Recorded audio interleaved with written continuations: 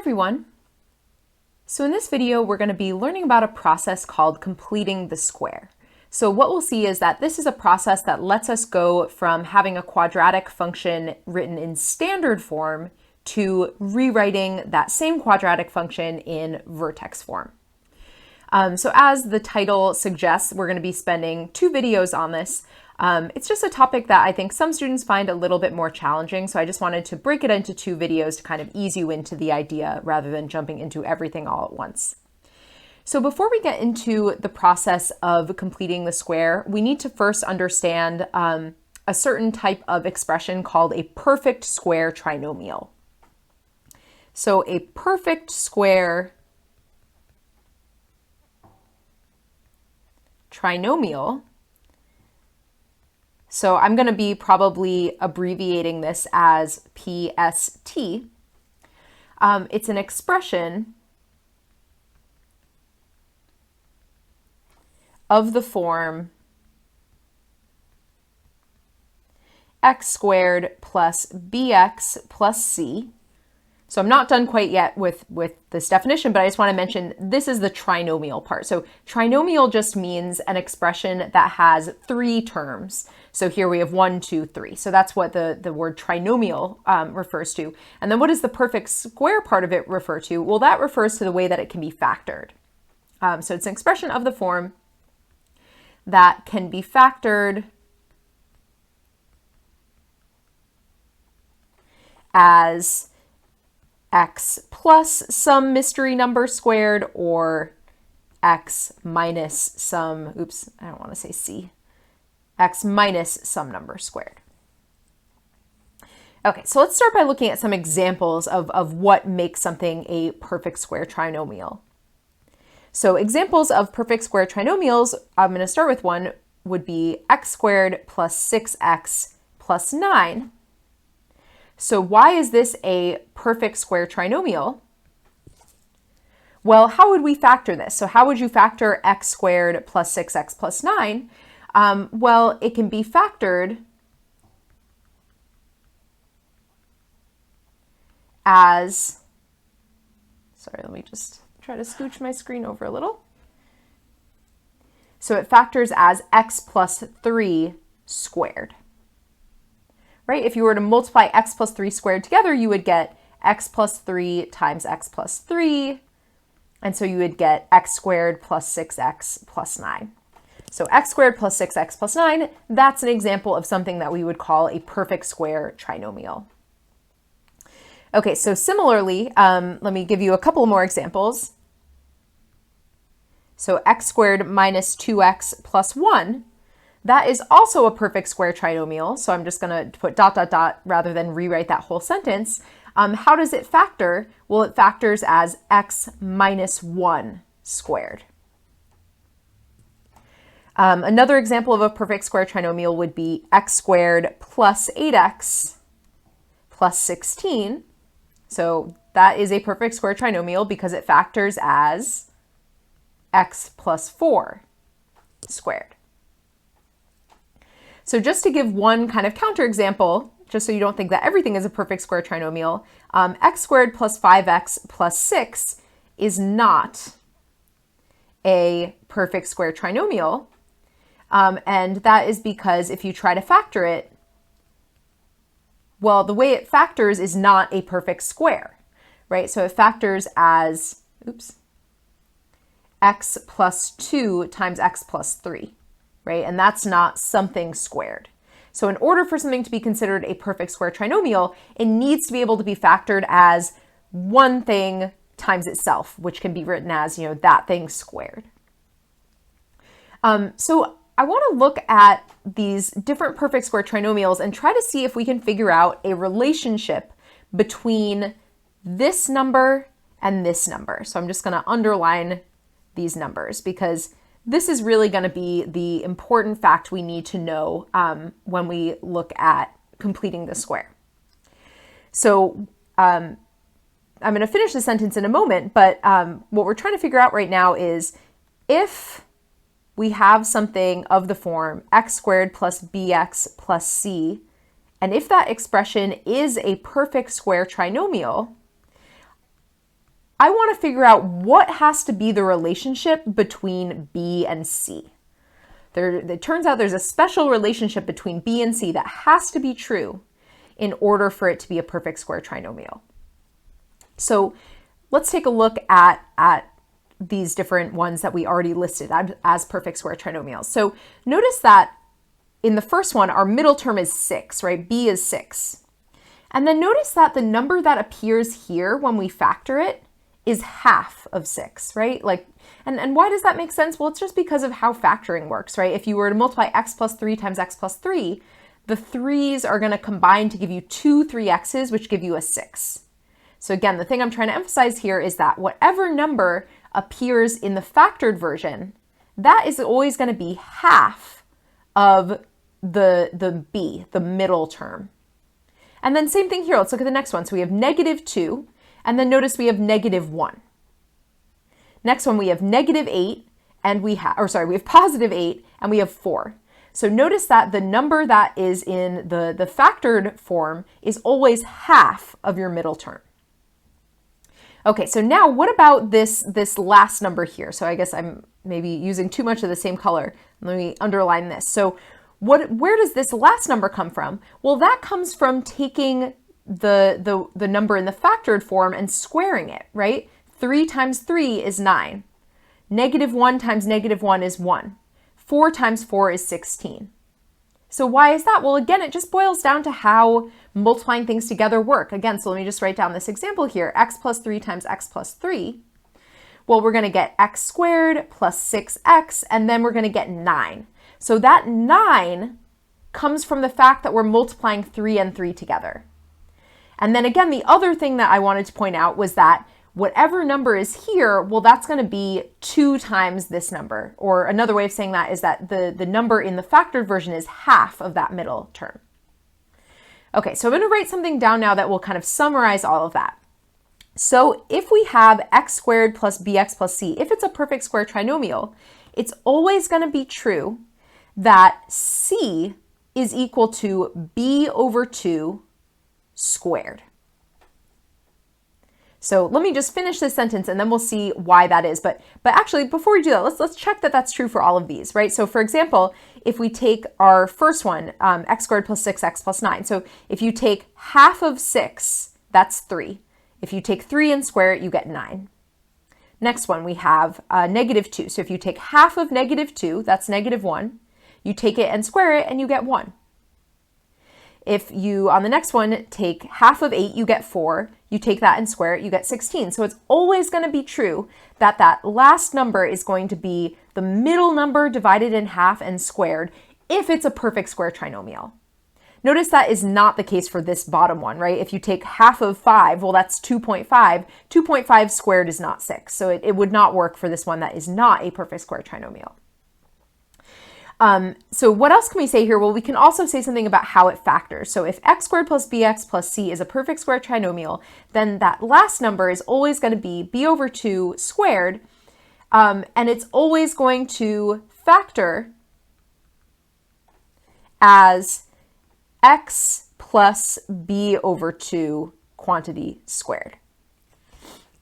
Right? If we look at these examples up here, that's really like the first thing I was saying. You know, whatever number is your b, whatever number is that middle term, it's always going to be half of that number in the factored form. And then if you really want to convince yourself that this statement we wrote down is true, you can actually kind of check it, right? So if you were to multiply together x plus b over 2 times x plus b over 2, let's see what you would get. So you would get x squared plus b over 2 times x plus another b over 2 times x plus b over 2 times b over 2, which is b over 2 squared. And so what happens when you put these things together? Well, you would have 2b over 2, right? If you add those two together. And so you would get x squared plus bx plus b over 2 squared.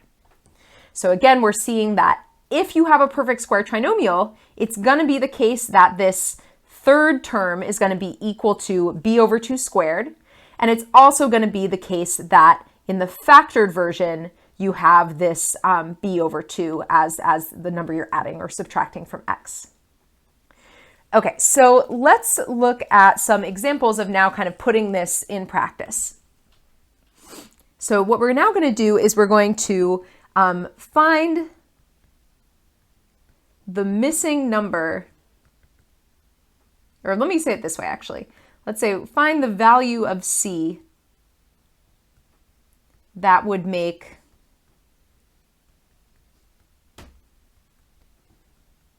the following perfect square trinomials. Okay, so first one we're going to do is, let's do x squared minus 4x. And so what we're trying to figure out is what number would we need to put here that would make this a perfect square trinomial. So there's kind of two ways of doing it. One is, and this will work in some cases, sometimes you can just kind of see it, right? You can sort of think about, okay, how would this be factored, and use that idea to figure out what that missing number is. So personally, that's how I would probably do it on this one. I would say, okay, well, if I was trying to, factor this thing, well, I would factor it as x minus 2 squared, right? Because that's the only way you're going to get a minus 4x. If you're trying to write it as a perfect square, it would have to be x minus 2 times x minus 2. That's the only possible way of getting negative 4x. And then if you were to multiply x minus 2 times x minus 2, well, what would you get? You would get plus 4.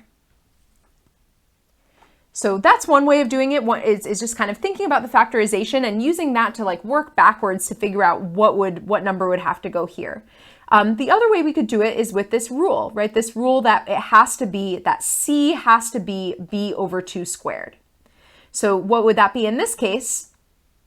So let me write that kind of method down as well. So c is supposed to be b over 2 squared. In this case, what is our b? Our b is negative 4. So we'd have negative 4 over 2 squared. And what is negative 4 over 2? That is equal to negative 2. And that is equal to 4. And so that's another way of kind of figuring out that we want to have a 4 there. And what we'll see is that in some of these examples, the kind of first method of just working backwards and thinking about how it would factor will be easier. In other ones, it will actually be easier to use this method of b over 2 squared. But I think it's good to know both methods. Okay, so let's do the next one.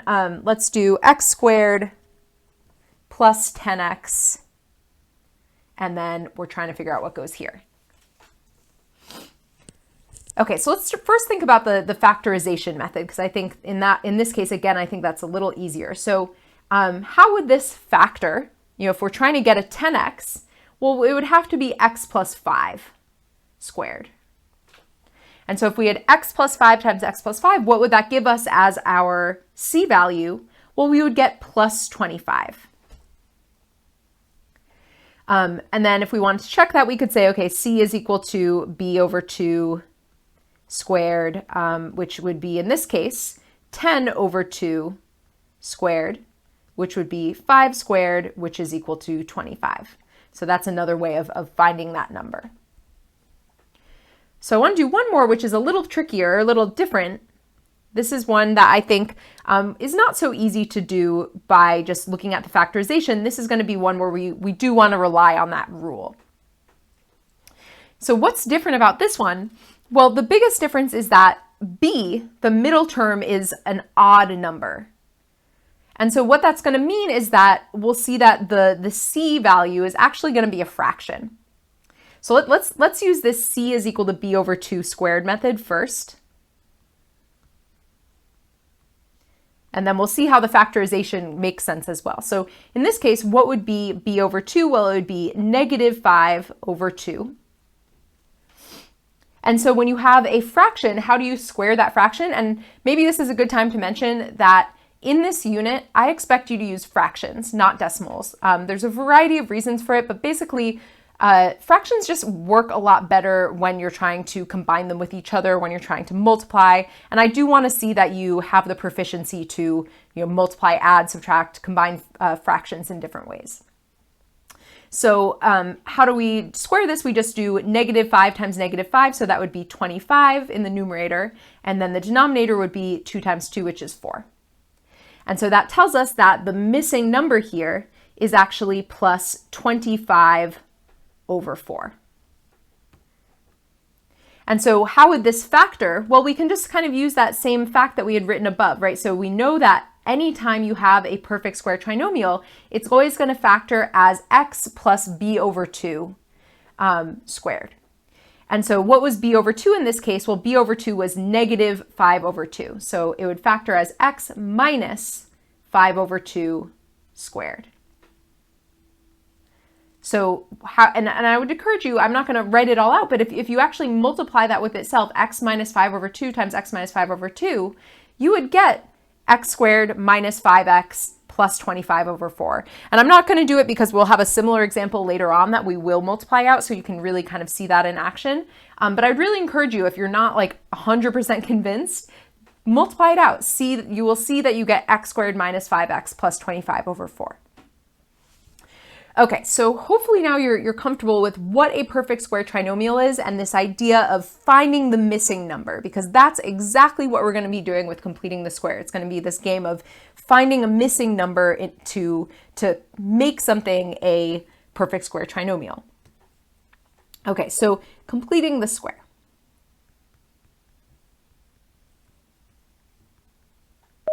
So what in general is completing the square? So completing the square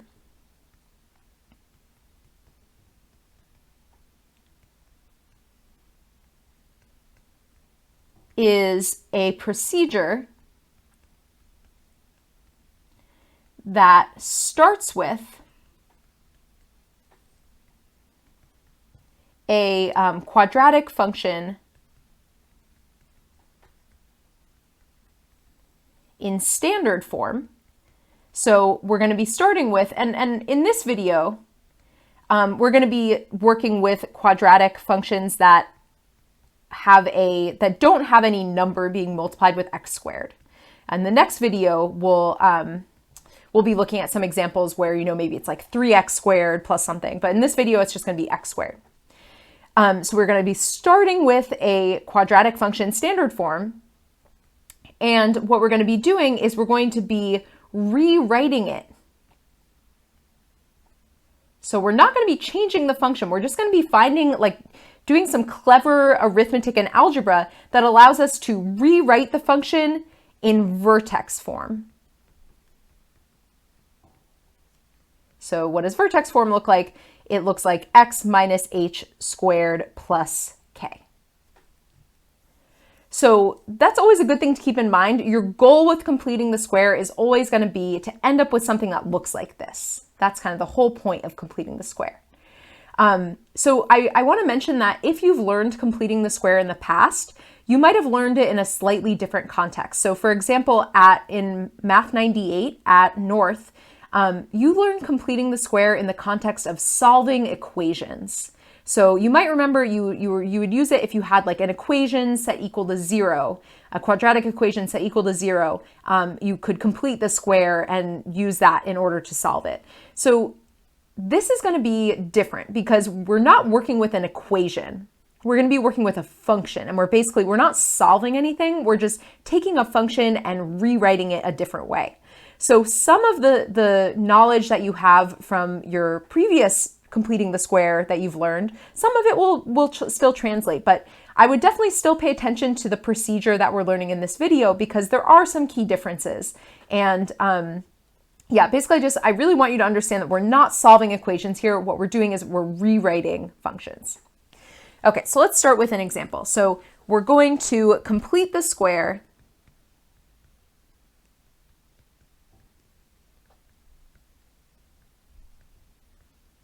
to put the following function. So we're going to start with, sorry, here's my notes, x squared plus 6x plus 5 into vertex form. So one thing, as I mentioned, that's always good to keep in mind, and I think this will be especially important when we get into the more complicated examples in the next video, our goal is going to be to write f of x so that it looks like this. We don't know what h and k are yet, but we know that we want something that looks like that. Okay, so the first thing that we're going to do is I'm going to rewrite the function. And all I'm going to do is I'm just going to space things out a little bit differently. So I'm going to move the +5 a little over to the right, and I'm going to kind of just put a blank here. So I didn't change anything, right? All I did is I just kind of pushed the 5 off to the side so that we can kind of disregard it until the end. Okay, so what is our goal here? Our goal is basically to kind of ignore that 5. And what we want to do is we want to figure out a number to put into the blank to make this a perfect square trinomial. So the goal is to make this part a perfect square trinomial. Again, we're just going to ignore the 5, pretend like it's not there, just focusing on this part. Okay, so what would we need to put into that blank in order to make this a perfect square trinomial?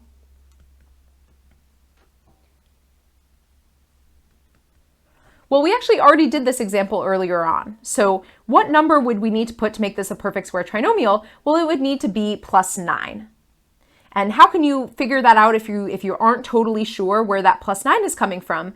Well, you can always take this number, divide it in half, and square it.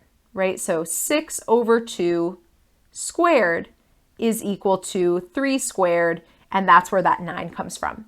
Or you can just kind of look at it and think about, what number would need to go here to make this a perfect square trinomial. So again, you're not paying attention to the 5. Don't try to include the 5 in this process. Just let it be off to the side and focus. You don't want to like get rid of it, but it's not a part of the process. It's not factoring into how to make this a perfect square trinomial. Okay, so notice that, and actually I need to scooch this a little bit even further over because I didn't leave myself quite enough space here. So why can't we just randomly add 9 to this? So like why couldn't I just add 9 and have that be the whole step? Well, remember, our goal is to it's not to make a new function, it's to rewrite the same function a different way. So if I were to just to give a complete side example, if I had f of x is equal to 2x, and then I was just I'm just gonna make this function instead 2x plus 9, that would be a completely different function, right? It's not the same function anymore. And same thing here, we can't just add 9. So what could I do? And maybe looking back at this green example for a second, well, what if I added 9 and also subtracted it? That might seem like a weird thing to do, and it kind of is, but it wouldn't change the function then, right? These are then still the same function. If you add and subtract the same number, you're not going to change the function. And so that's exactly what we're going to do. We're going to now also subtract 9. So actually, let me leave it like this, and I'll just put it here. So maybe I'll put it even in a different color. So we added 9 because that's what we needed in order to make this a perfect square trinomial. But then we also subtracted 9 to kind of counteract that 9 that we added. Okay, so what is next? Well, now that we have a perfect square trinomial, now we can just factor it. So let's ignore the -9 and the +5 for a second and just focus on the perfect square trinomial that we created. We know that this can factor as x plus 3 squared, right? So all I did is I just took the part that is currently highlighted in blue, and I'll maybe do that again just so you can see where it's coming from, and I just factored it. And then we still have this -9 plus 5, and that's fine. That doesn't have to be part of the parentheses because we just chose to factor only part of our expression. And so now all we have to do is combine these numbers at the end. So we can still leave this as x plus 3 squared. And then what is -9 plus 5? Well, that would be -4. And so this is our answer. We have now completed the square. Our function is now in vertex form. So how could we check whether this is correct? So remember that completing the square, the whole point of it is not to make a new function, it's just to find a different way of writing the same function. So something I would really encourage you to do is anytime you complete the square, check your answer. And luckily, we already talked about how to do that actually in our previous video. So in our previous video, we talked about going from vertex to standard form, right? And we talked about how if you have something in vertex form and you want to compare it or you want to rewrite it in standard form, well, you can just multiply it all out. And so I'd really encourage you to do that on every example here. And the reason is that I think not only will it help you see if you got your answer right or wrong, but especially when we get into the next video where things get a little more complicated, it will help you, I think, see why things did or did not work. So let's check it here. So we want to just basically take our vertex form and just multiply it out and just verify that we got the same thing as what we did as when it was in standard form. So what would we get if we multiply x plus 3 times x plus 3? Well, that would be x squared plus 6x plus 9. And then we have minus 4 still. And if we combine everything, that is x squared plus 6x plus 5. So let's look back at what our original equation was, and it matches, right? X squared plus 6x plus 5. So that goes to show that we did not make a new function, we just rewrote our function a different way. And let me just show you one more thing just to like super convince you. So here is the graph of x squared plus 6x plus 5. So that is the, and let me just make this a little easier to see, that is the standard form that we started with. And then here is the graph of x plus 3 squared minus 4. And like they're literally the same function. So it's just two different ways of writing the same function, basically. Okay, so let's do a few more examples. So the next one we're going to do is we're going to complete the square to put g of x is equal to x squared minus 2x minus 7 in standard form. Or sorry, not standard form, vertex form. My bad.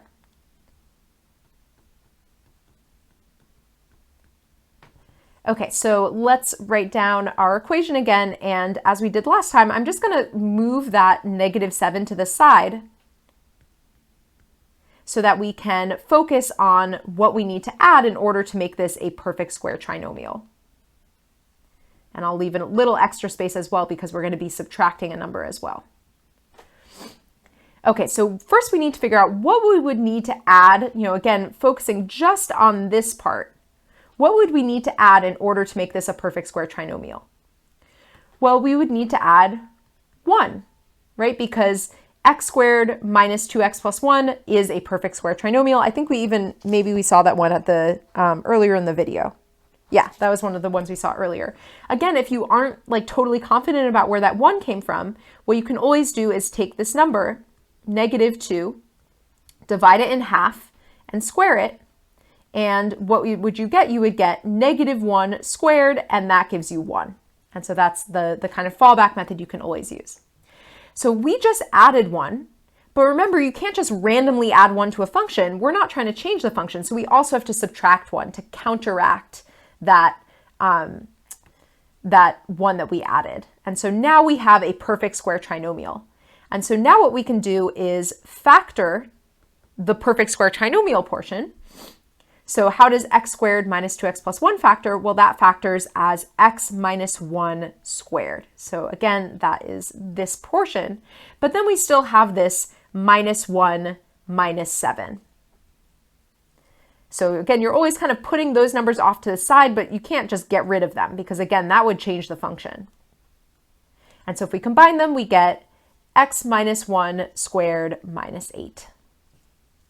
And so let's also check this.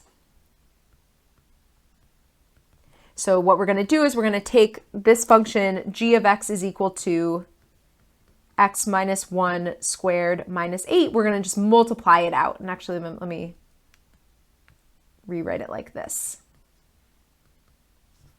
So what would you get if you multiply x minus 1 times x minus 1? You would get x squared minus 2x plus 1 minus 8.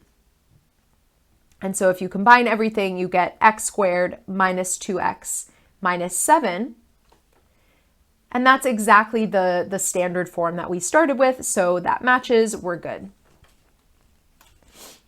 By the way, one thing I just want to quickly mention is that, so what's the point of putting something in vertex form? Well, it allows you to see the vertex very easily, right? So for example, on this one, we could say that the vertex is the point 1, -8.